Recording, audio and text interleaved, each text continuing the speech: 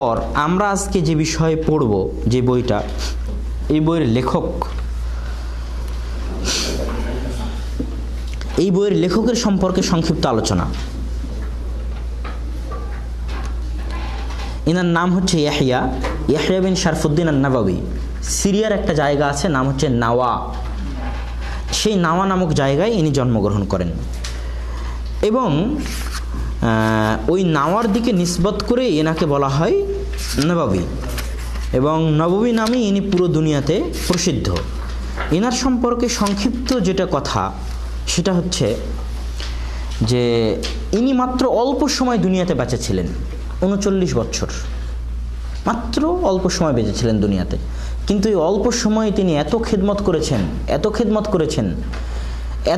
করেছেন যে তিনি ইমাম, তার নামের আগে কি লাগানো হয়? ইমাম লাগানো হয়। অথচ তরুণ অবস্থাতেই তিনি দুনিয়া থেকে চলে গেছেন।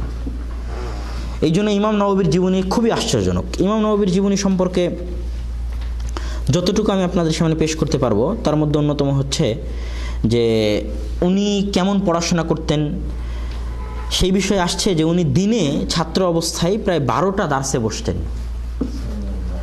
ফজরের পর থেকে নিয়ে রাত্রে ঘুমানোর আগ পর্যন্ত প্রায় 12টা দার্সে বসতেন, এবং এই দার্সগুলোতে তিনি শিক্ষকদের নিকটে যা শুনতেন সেগুলো তার বইয়ে লিখতেন, বইয়ের পাশে লিখতেন।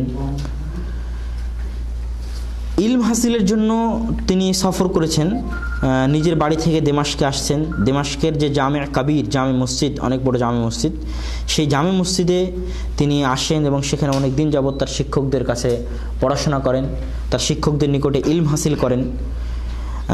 তার শিক্ষকদের নিকটে ইলম হাসিল করা অবস্থাতেই তার অন্যতম একজন শিক্ষক ছিলেন শেখ তাজউদ্দিন আব্দুর রহমান বিন ইব্রাহিম বিন জিয়া আল ফাজারি। তিনি তার এই শিক্ষকের নিকটে থাকার একটা জায়গা চান, তো তার শিক্ষক তাকে থাকার একটা জায়গা দেন জামে মসজিদের পাশে। সেই থাকার জায়গাতেই তিনি মরা পর্যন্ত কাটায় দেন, ওই একটা ঘরের মধ্যেই, এবং সেখানেই তিনি পুরো জীবন কোনোদিন বিবাহ করেননি, মানে তিনি সারা জীবন বিবাহ করেননি। অত্যন্ত কম খাবার গ্রহণ করতেন, সওমুদ্দাহার রাখতেন, তথা প্রতিদিন সিয়াম রাখতেন। সকালে সেহরি করতেন এবং রাত্রে ইফতারি করতেন, প্রতিদিন সিয়াম রাখতেন এবং পুরো সময়টা ইলমের পেছনে ব্যয় করতেন। তিনি তার নিজের সম্পর্কে বলছেন, বাকাইতু সিনিন লামাদু আজাম্বি আলাল আরজ। আমি এত পড়াশোনা করতাম বা এত পড়াশোনা করি যে কয়েক বছর আমি আমার পার্শ্বটা বিছানায় রাখিনি। এটা আশ্চর্যের কিছু না, মানে যখনই তার ঘুম ধরতো তখনই বসা অবস্থাতেই, বই পড়া অবস্থাতেই হালকা ঘুমায় নিতেন।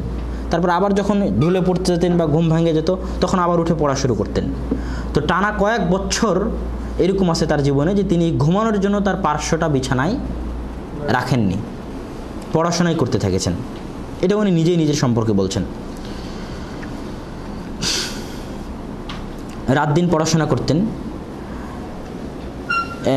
সময়ের খুব মূল্যায়ন করতেন এবং রুটিন অনুযায়ী চলতেন, সময়ের খুব মূল্যায়ন করতেন। ইলম এবং ইলম হাসিল ছাড়া তিনি অন্য কিছু বুঝতেন না।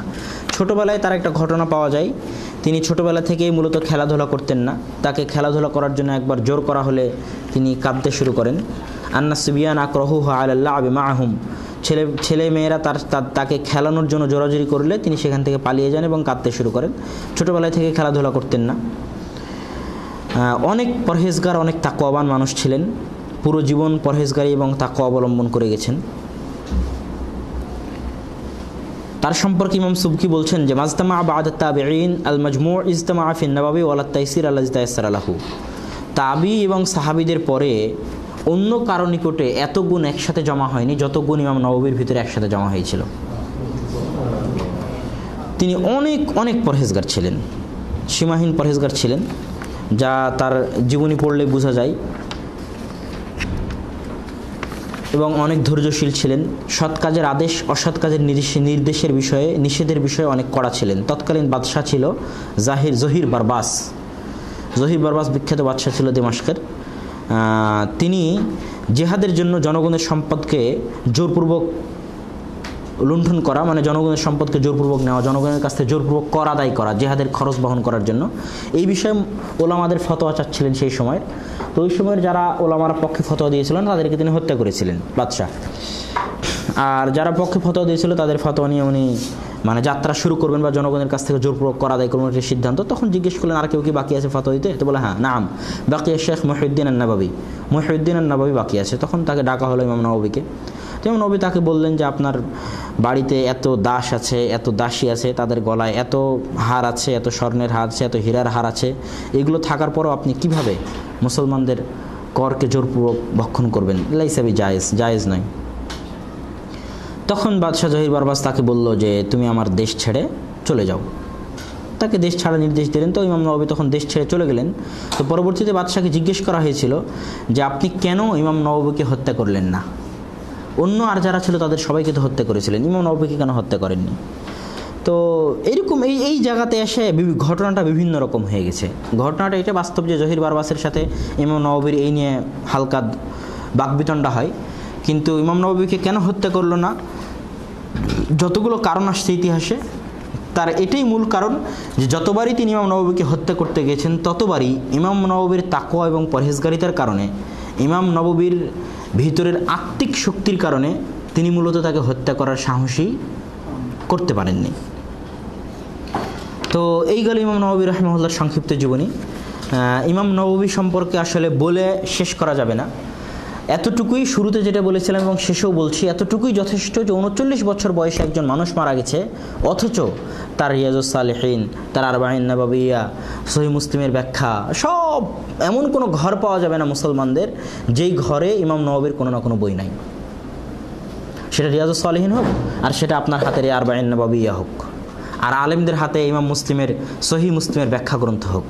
অতি অল্প সময়ে তিনি অনেক কাজ করেছেন। অবশ্য তাকে তার সম্পর্কে অনেকেই গবেষণা করেছে যে কিভাবে এটা সম্ভব হলো, এত অল্প সময় এত কাজ এবং এত কবুলিয়াত। তো এক একজন এক একটা মন্তব্য করেছে আলেম ওলামাগণ, ব্যাখ্যা বিশ্লেষণ করতে যায়, গবেষণা করতে যায়।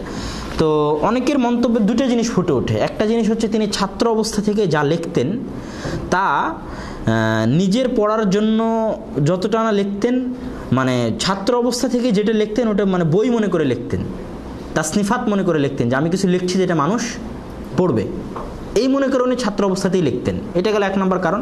মানে ছাত্র অবস্থা থেকে উনি নিজেকে লেখক মনে করতেন। টিচারদের কাছ থেকে যেটাই সংগ্রহ করতেন ওটাকে এই জন্য লিখতেন না যে শুধু আমি পড়বো, এই জন্য লিখতেন যে এটা একদিন বই হবে, মানুষ পড়বে।